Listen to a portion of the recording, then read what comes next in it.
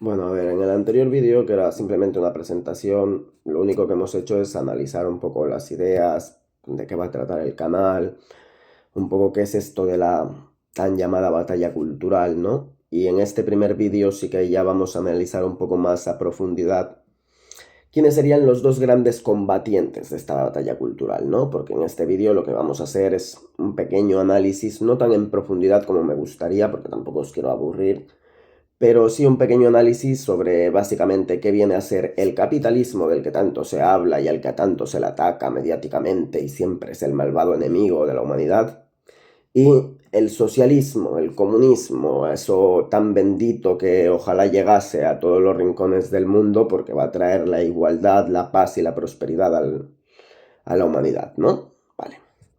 Bueno, vamos a argumentar también qué sistema es mejor. A ver si es mejor un sistema capitalista de libre mercado así súper malvado, lleno de capitalistas que hacen tratos y empresarios que contratan y cogen y explotan al pobre trabajador, o un sistema socialista en el que el Estado es dueño de todo y como el Estado es dueño de todo, pues todo es maravilloso y todos nos llevamos genial y a la gente no le importa trabajar por 4 céntimos la hora y esas cosas. Bueno, vamos a argumentar a favor de uno y a favor de otro, ¿no? A ver qué sistema es mejor. Entonces, primeramente vamos a ver qué es cada cosa, ¿no? Pues porque todo el mundo hemos escuchado en televisión el capitalismo, el comunismo, pero bueno, ¿qué es cada cosa? Vale. Por un lado tenemos el sistema capitalista, ¿vale? Algo parecido a lo que vivimos, en lo que hay un libre mercado, ¿vale? Tú tienes tus cosas, propiedad privada y libre competencia entre empresas, entonces pues esto, la libre competencia lo que impulsa es que las empresas cada vez ofrezcan productos mejores, a ser posible a un precio más bajo.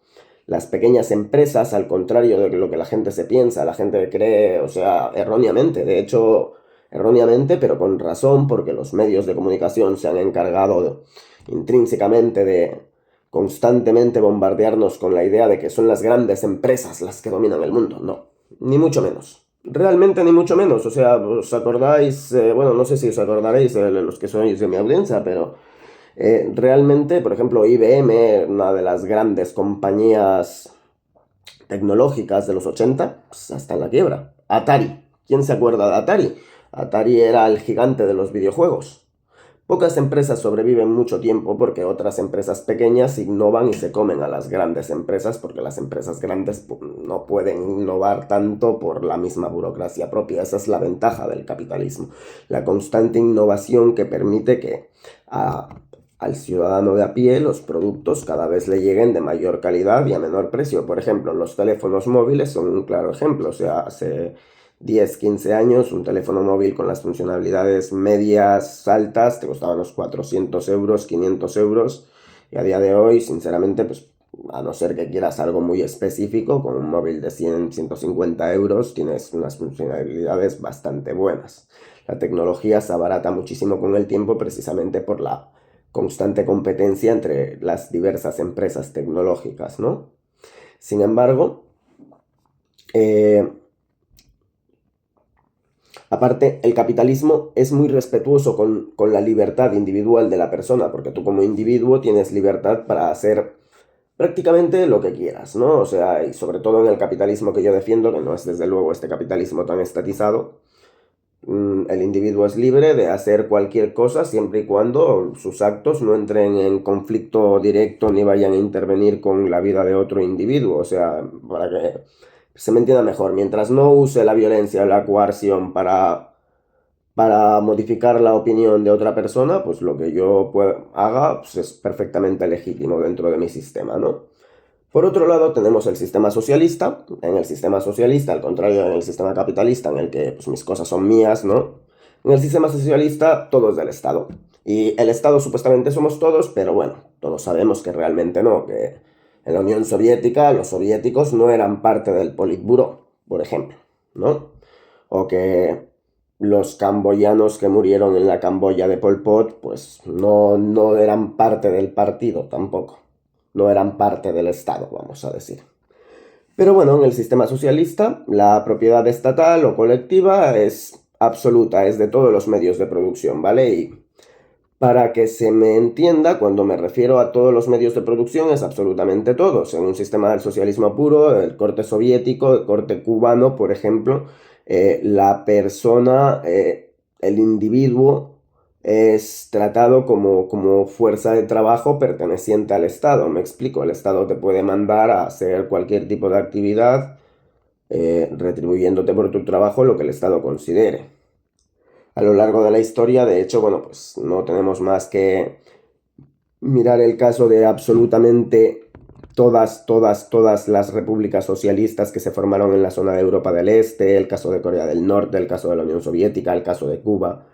Absolutamente todos los casos de socialismo a lo largo de la historia han acabado en derivas autoritarias, han acabado en desastres económicos, no ha traído más que hambre y miseria. O sea, por ejemplo, mirad la diferencia entre la Venezuela de a día de hoy y la Venezuela de los años 60, años 70, años 80, años 90, incluso cuando entra Hugo Chávez.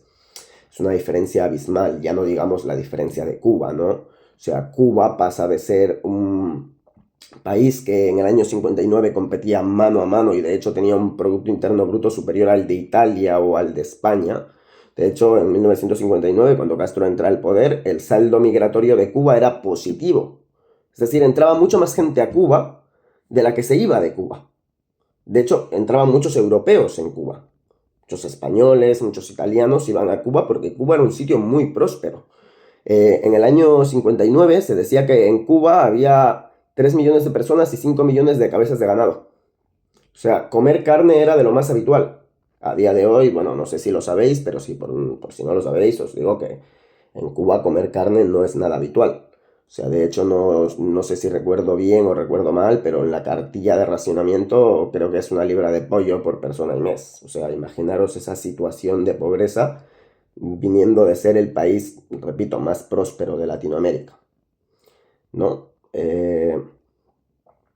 O sea, tenemos el caso de Corea del Sur y Corea del Norte, que después de la desastrosa guerra de Corea, es evidente que a las ambas Coreas quedaron pues, destrozadas, tenían el mismo Producto Interno Bruto, para que os hagáis una idea, un Producto Interno Bruto similar al de Sudán, ¿no? Y en este caso podemos ver las diferencias entre aplicar un sistema más o menos bestial de capitalismo, vamos a llamarlo, un sistema de libre mercado muy abierto, como el que aplicó Corea del Sur, a un sistema absolutamente restrictivo y de socialismo de un corte, del corte más puro al más puro estilo soviético, incluso peor que el soviético, que ha llevado a cabo la dinastía Kim.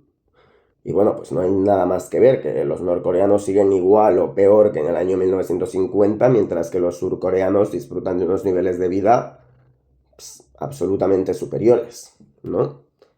Eh, bueno, bueno, como hemos visto en el aspecto del crecimiento económico, está claro, muy claro, que el capitalismo es infinitamente superior al comunismo, más que nada porque el comunismo mata cualquier tipo de incentivo sobre la economía. O sea, el simple hecho de buscar una igualdad como tal material es algo que ya de base esa idea es errónea. ¿Por qué? Me explico. Haced un ejercicio mental en el cual eh, estáis en el mismo puesto de trabajo que vuestro compañero, pero tú desempeñas mucho más que tu compañero, tu productividad es mucho mayor que la de tu compañero. Hombre, si tú produces mucho más que tu compañero, lo lógico es que tú estés buscando una retribución a cambio de esa producción extra. Si no se te retribuye ese extra de producción, ese excedente productivo, lo que se hace es matar las ganas de producir de más. O sea, porque total, si produzco uno, me van a pagar uno, y si produzco dos, me van a pagar uno, ¿para qué voy a producir dos? He ahí el error de base del comunismo. En materia de crecimiento económico, en materia de libertad lo mismo. O sea, imaginad, por ejemplo, el caso de precisamente de la Unión Soviética, perdonad, se me ha ido durante un segundo el hilo, pero sí, en el caso de la Unión Soviética todos sabemos de los gulags, de tal, pero sobre todo estaban bastante llenos el tema de los sanatorios mentales, ¿sabes? ¿Y por qué estaban llenos los sanatorios mentales?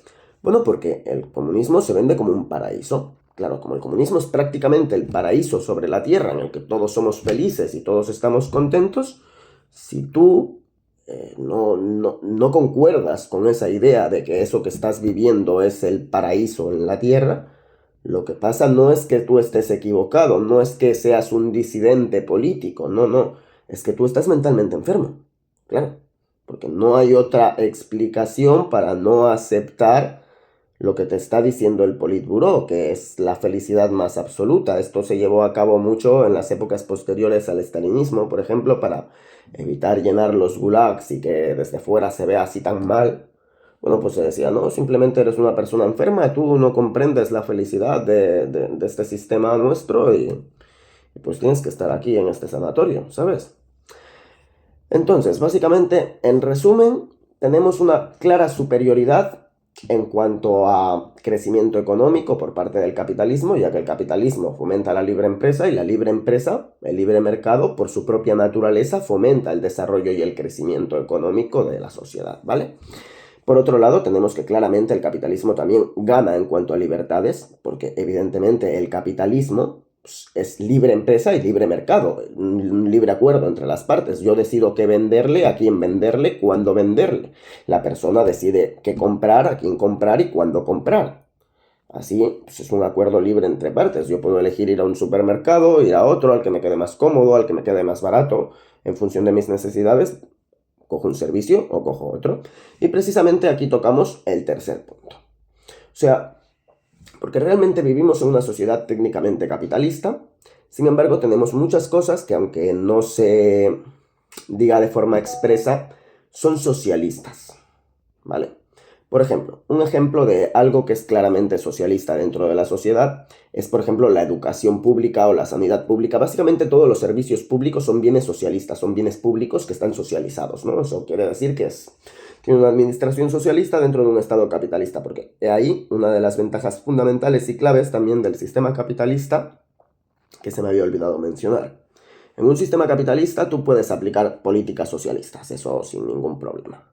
En un sistema socialista del corte más puro, del corte más marxista, del corte más Unión Soviética, más clásico, maoísta, en su momento China o Corea del Norte o en la Cuba de Díaz-Canel de día de hoy o en la Venezuela de Nicolás Maduro, por ejemplo, en este tipo de regímenes tú no puedes ejercer la libre empresa de forma autónoma. O por ejemplo en China incluso, por ejemplo, tampoco del todo. O sea, realmente pues hay como zonas económicas especiales y tal, pero sí que hay una intervención estatal masiva. Y la intervención estatal, pues, como hemos visto, es mala.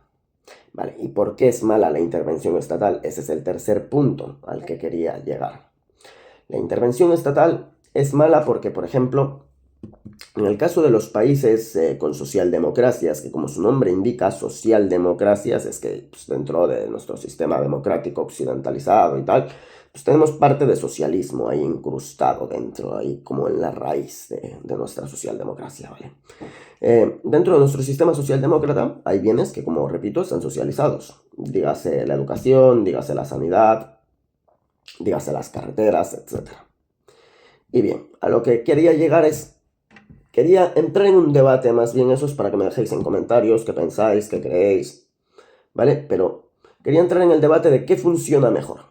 Si funciona mejor una educación pública, una educación privada. Si funciona mejor una sanidad pública, una sanidad privada. Simplemente es eso. Pues, a mi humilde opinión, yo creo que funciona mejor la contrapartida privada.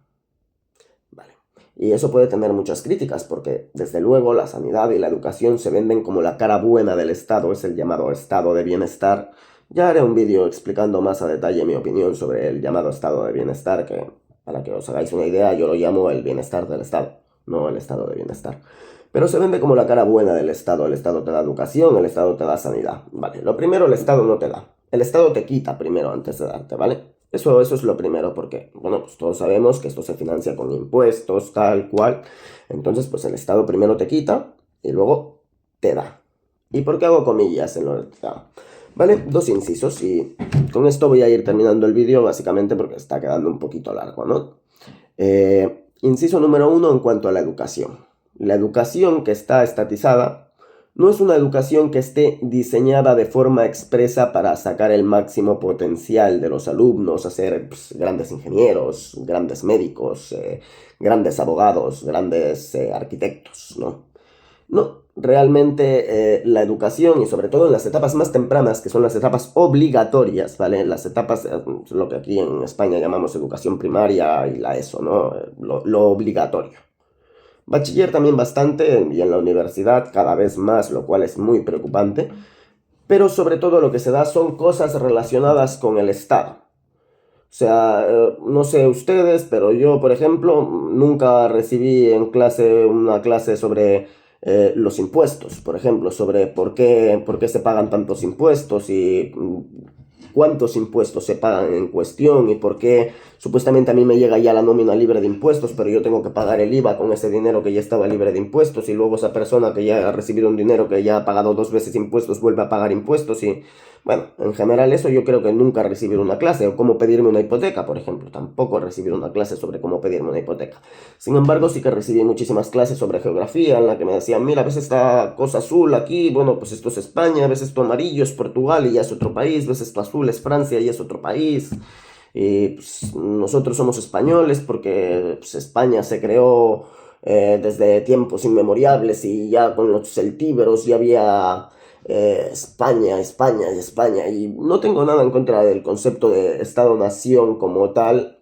O sea, a ver, mm, preferiría que el Estado fuese mucho más pequeño o que no existiese el Estado directamente, pero a lo que quería llegar es que básicamente la educación está diseñada para hacernos dóciles ante el Estado, ¿vale? Para no criticar nada de lo que te hace el Estado, para ser buenos pagadores de impuestos y no oponerte al sistema, ¿vale? Esa es la educación que recibes realmente, porque por ejemplo cuando vas a la universidad, a la academia, a academias de economía y tal, te enseñan mucho keynesianismo, mucho intervención del Estado bueno, gasto público bueno, ¿vale? Recortes malo, recortar gasto público mal. Y bueno, yo personalmente opino que es al contrario, que recortar gasto público es bajar impuestos. Y si bajamos impuestos, lo que estamos haciendo es devolverle a el contribuyente, entre muchas comillas, porque yo no creo que existan contribuyentes, porque no creo que nadie pague impuestos por gusto, le estamos devolviendo al contribuyente su libertad, su dinero, y que él con su dinero haga lo que quiera, ¿no? Y bueno, pues ahí con la educación, o sea, ¿por qué la educación es tan cara? Yo, por ejemplo, tengo algún libro bastante gordo, pues, alguna enciclopedia, pues, alguna cosa que me ha costado 60, 70 euros. Yo sí, soy de la época más clásica a pesar de ser joven y tengo pues libros físicos, ¿no? Sin embargo, recuerdo, porque a mí me ha tocado pasar las canutas en su momento y recuerdo pues haber comprado libros de texto pues, en la época de bachiller y tal, pues, por unos precios totalmente ridículos, 80, 90 euros, 100 euros incluso algunos libros, y son libros con 4 fotos y información desactualizada en muchos casos o sesgada hacia el lado ideológico que esté mandando en el momento o hacia los intereses propios del Estado o sea, cualquier cosa, ¿sabes? O sea, no es que sea un material de altísima calidad que diga, no, es que yo le vendo este libro a usted porque es un libro de una calidad muy alta y por eso tiene este precio. No, no, realmente tiene ese precio pues porque al ser un medio que está socializado, pues cae en uno de los problemas que tiene el socialismo, que es precisamente la falta de habilidad, la falta de capacidad más que de habilidad para poner precios. El socialismo es incapaz de poner precios, o sea, el socialismo no puede poner precios. De hecho, Gorbachev lo dijo cuando cayó de la Unión Soviética. Nosotros mirábamos en el periódico los precios para poner los precios, mirábamos en el periódico americano y poníamos los precios, porque pues, el sistema socialista es un sistema que al no tener incentivos, pues no puedes saber a qué precio poner las cosas, porque tú no sabes cuánto te cuesta producirlo, entonces al no saber cuánto me cuesta producirlo, pues yo no sé qué precio le tengo que poner. Entonces, pues al no poner precios, pues no sabemos si la educación que estamos pagando ahora es cara, es barata. ¿Podría ser más barata la educación? Pues a mi criterio sí, o sea, a día de hoy, por ejemplo, pues no sé, tenemos prácticamente todos aquí por no decir absolutamente todos en este lado del mundo, tenemos un dispositivo móvil a nuestro alcance, probablemente con conexión a internet, si no como me están mirando. Y bueno, pues la conexión a internet, ahí tienes absolutamente todo el conocimiento de la humanidad. Ahora, como lo quieras emplear, eso es otra cosa. Y de hecho, mi crítica más grande a la educación pública, a la educación estatal, ya no ni siquiera pública, porque inclusive esto es una crítica para la educación entre comillas privada, que no es privada tampoco, porque realmente es privada, pero siguiendo unos dictámenes centrales del Estado, ¿no?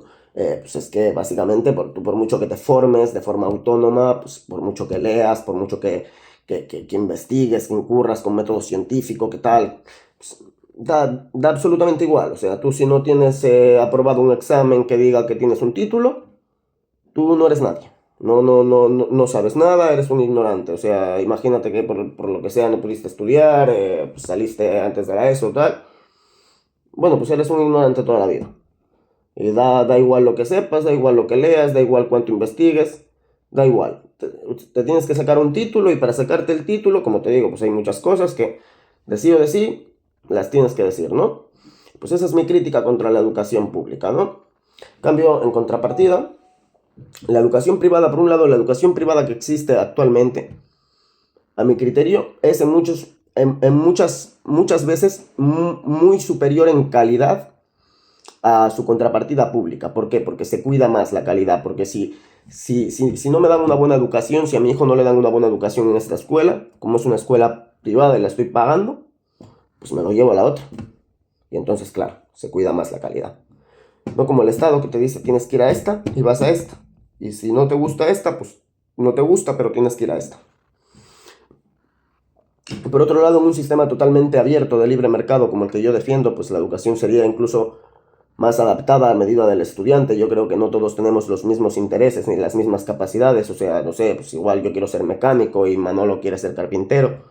Y ahora, a día de hoy, donde estudiamos mecánica o carpintería, así simplemente pues, eso en cuestión. Pocos sitios hay, ¿no? Pues, así con múltiples cosas. Igual a mí me interesa la economía desde cierta perspectiva, a otro le interesa pues, más desde otra perspectiva más histórica, por ejemplo, o más relacionada quizás con una perspectiva totalmente opuesta a la mía. Bueno, pues es lo que quiero decir, que pues, libre mercado pues defendería más una educación más adaptada al consumidor, al cliente final y al final pues el cliente quedaría más satisfecho, ¿no? Yo creo que yo estaría más satisfecho si me enseñan lo que yo quiero, si me dan una educación más eficiente, más de acuerdo a mis intereses, a mis gustos particulares y a lo que yo quiero aplicar o enfocarme en la vida, que si me dan un modelo curricular, que si bien igual puedo aprovechar 3 4 5 materias, igual hay otras 3 4 5 que ni me van ni me vienen, ¿sabes lo que te quiero decir? Bueno. Eso con respecto al sistema educativo. Luego, con respecto al sistema sanitario, bueno, ya no digamos aquí en España que tenemos la mejor sanidad del mundo, según todos nuestros gobernantes.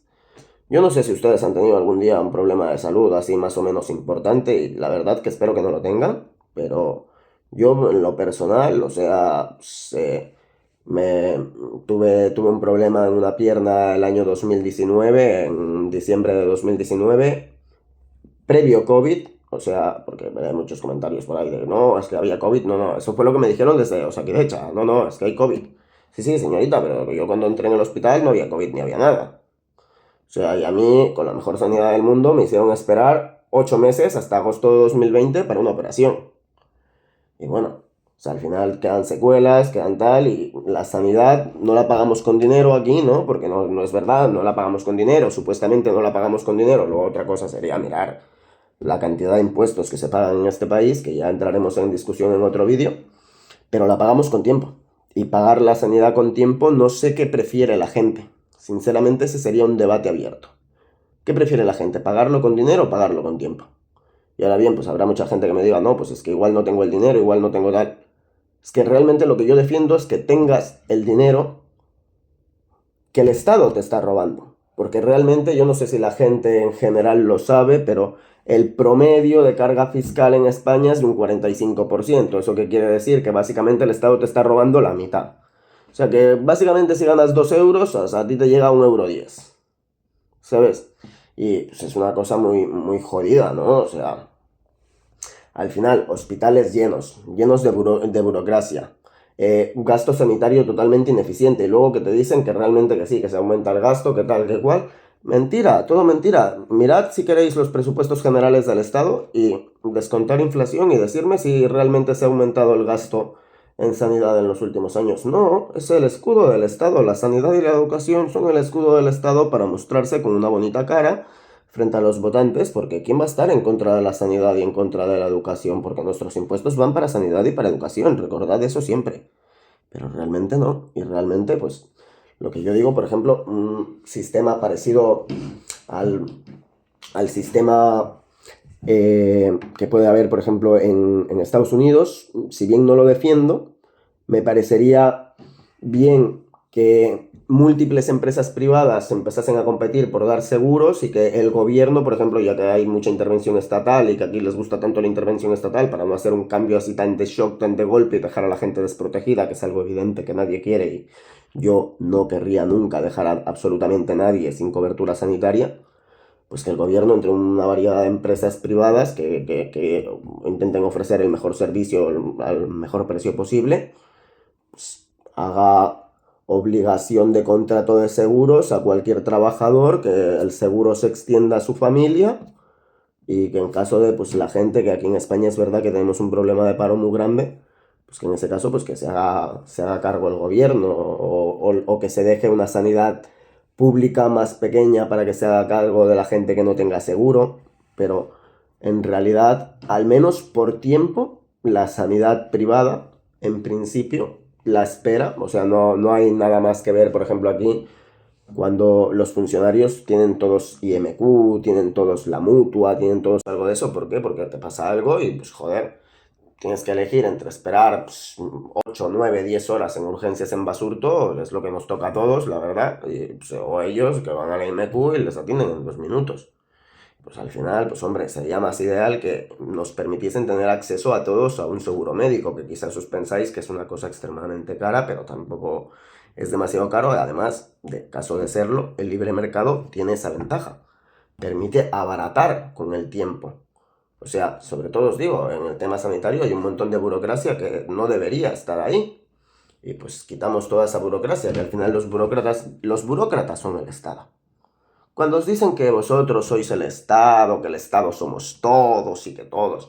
Mentira. Mentira. ¿Sabes por qué no es mentira? Mira, porque yo, por ejemplo, cuando voy por Madrid, voy así dando un paseíto por ahí, por la zona de Palacetes y eso que hay, que alguna vez tengo que ir a Madrid, porque como soy ecuatoriano, pues alguna vez tengo que ir ahí al consulado, a hacer algún papel y tal. Pues voy y paso por esa zona y veo a la gente que va en coches caros, así como con escoltas y trajes carísimos y entran a restaurantes súper caros y viven en palacios. O sea, no es que vivan en palacios de que digas, no, es que mi casa es un palacio. No, no, no. Viven en palacios. O sea, el palacio de la Moncloa y tal, ¿no? Y digo, esta gente sí es el Estado, porque esta gente gobierna, esta gente mira cuánto dinero nos extraen, ¿no? Porque al final, ¿quién crees que paga esos coches tan caros, esas cenas tan caras, esos trajes tan caros que llevan, esas cosas tan caras que llevan? Nosotros, todo eso lo pagamos nosotros, absolutamente todo eso lo pagamos nosotros, ¿sabes? Y bueno, pues yo cuando veo a esa gente, pues digo, pues ellos son el Estado, pero yo no me siento parte del Estado. Y como yo no me siento parte del Estado, a lo que vengo con este vídeo tan largo, que al final me ha quedado súper, súper largo, es básicamente a poner mi argumento de por qué el libre mercado, sin intervención estatal, reduciendo el tamaño del Estado de forma gradual, hasta finalmente, de forma natural y gradual, conseguir eliminar por completo al menos la intervención del Estado en la vida, en el ámbito privado del individuo, ¿vale? Eh, pues sin intervención estatal vamos a conseguir progresar. Y sin embargo, si aumentamos la intervención estatal, si aumentamos el tamaño del Estado, vamos a acabar derivando en el socialismo. Y no sé si os habéis fijado que tienen en común todos los regímenes socialistas que han existido a lo largo de la historia. Pero todos, ¿eh? O sea, todos. Y si por favor, si alguien tiene un solo ejemplo de un régimen socialista que no le haya sucedido esto, por favor que me lo ponga en comentarios, porque yo de verdad me encanta la historia y no he encontrado ninguno. Y bueno, lo que tienen en común todos los regímenes socialistas de la historia es que absolutamente todos acaban derivando en tremendas tropelías, en gente criminal, en, en genocidios, en autoritarismo, en básicamente la debacle económico-social de sus naciones, de sus pueblos, de sus gentes y sobre todo de sus individuos. Y es un peligro, ¿vale? Por eso vengo a defender el capitalismo, a defender el libre mercado y a luchar contra los enemigos del comercio, a luchar contra el comunismo y contra la expansión del Estado. Hasta un siguiente vídeo y gracias por verlo.